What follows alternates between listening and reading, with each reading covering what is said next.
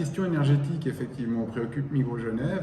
Après, je dirais pas que c'est la question de l'autonomie qui nous préoccupe en premier lieu. Migros Genève est un acteur économique important dans le canton de Genève, qui lui-même fait partie de la Suisse et de son réseau électrique, qui elle-même est inscrite dans un réseau européen. Ce qui nous préoccupe, c'est la sécurité énergétique, et puis de manière croissante, avec ce qu'on a vu dans les derniers 24 mois, la maîtrise des coûts. Le vrai problème de l'énergie, c'est que c'était pas assez cher, et on se contentait de payer les factures sans trop se poser de questions. Et je parle pas que au nom de Migros, là je parle au nom du tissu économique en général.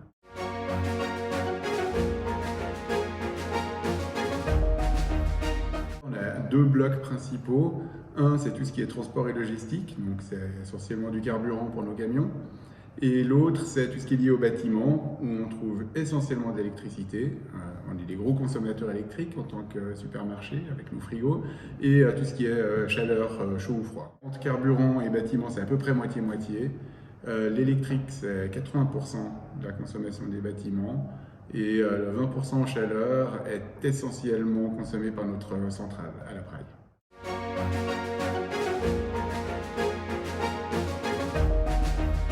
Dans l'absolu, le potentiel est énorme sur tous les pôles. Après, c'est une question de faisabilité et où est-ce qu'on a les marges de progression les plus rapides.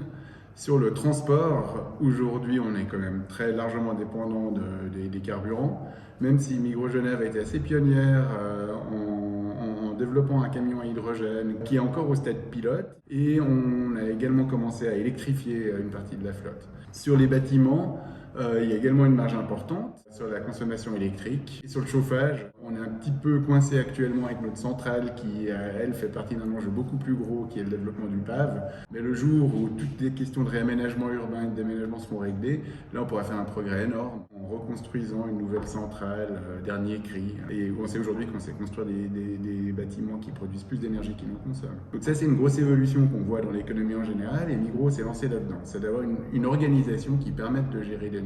Longtemps, ce qui a prédominé, c'était une approche technologique. On n'a pas une gestion centralisée de ce sujet comme on l'a sur la sécurité ou la qualité, par exemple.